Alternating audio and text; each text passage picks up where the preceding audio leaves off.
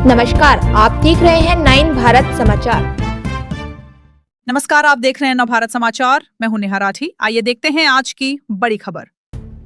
मुख्यमंत्री योगी आदित्यनाथ जी के निर्देशों के अनुपालन में महिलाओं की सुरक्षा मिशन शक्ति कार्यक्रम का उद्देश्य केवल महिलाओं की सुरक्षा ही नहीं बल्कि उन्हें आत्मनिर्भर और जागरूक बनाना भी है। मिशन शक्ति से जुड़े हर कार्यक्रम में पुलिस की सक्रिय भागीदारी सुनिश्चित की जाए ताकि महिलाओं को सुरक्षा का वास्तविक एहसास हो सके। बैठक के दौरान यह भी तय किया गया कि आगामी दिनों में जिले के सभी ब्लॉकों, तहसीलों और ग्रामीण क्षेत्रों में मिशन शक्ति के तहत विशेष अभियान और जन जागरूकता रैली निकाली जाएगी, जिसमें बड़ी संख्या में महिलाएं और छात्राएं शामिल होंगी। इसी जब से 22 सितंबर से ये शुरू हुआ है उसके बारे में हम लोग आपको एक बार बताना चाह रहे थे। एक रिटन फॉर्म में भी, राइटर फॉर्म में भी हम आपको सर्कुलेट कर रहे हैं, जिसमें जो अलग अलग तारीख को गतिविधियां हम लोगों ने करी हैं उसमें सारी हम लोगों ने डाल रखी है।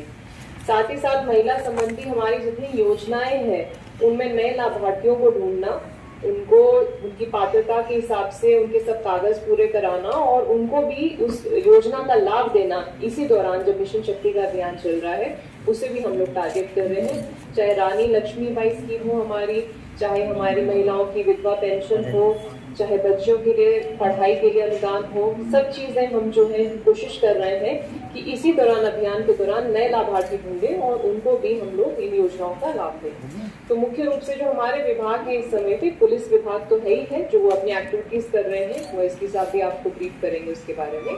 साथ ही साथ प्रोबेशन विभाग है, कार्यक्रम विभाग है, हेल्थ डिपार्टमेंट है और NRLM है जिसको हम लोग फोकस कर रहे हैं।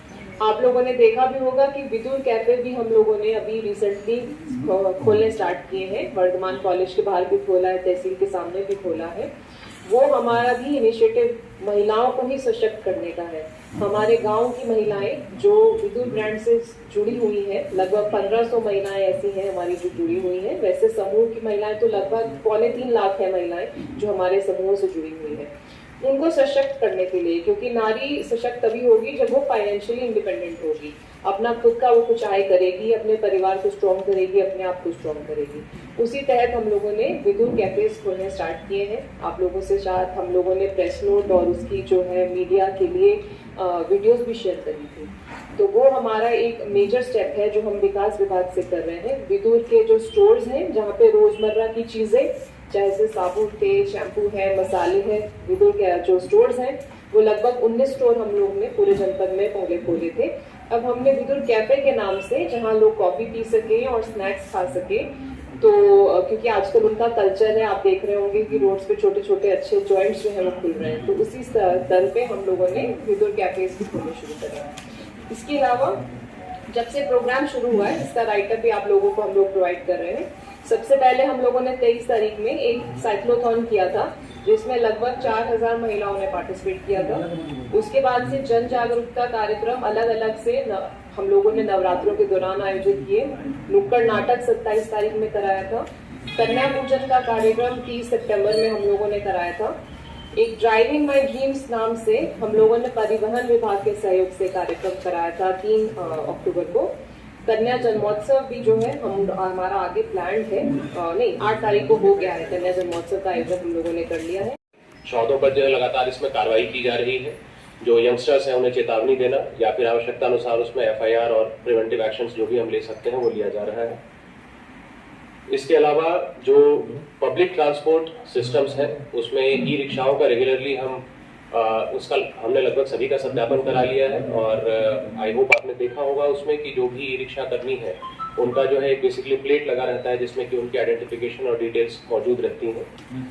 सिमिलरली ARM से कोऑर्डिनेट करके हम कोशिश कर रहे हैं कि यही चीज़ हम जो है रोडवेज और प्राइवेट बसों में भी जो है यथासंभव हम सुरक्षा जो है इस प्रकार से उपलब्ध करा सकें, जिससे कि एक और बेहतर वातावरण जो है महिला सुरक्षा के संबंध में जो है क्रिएट किया जा सके। इसमें एक चीज़ मैं विशेष रूप से हाईलाइट करना चाहूँगा कि महिला संबंधित अपराध में जो प्राइमरी शेयर होता है शिकायतों का वो विवाह संबंधित शिकायतें होती हैं।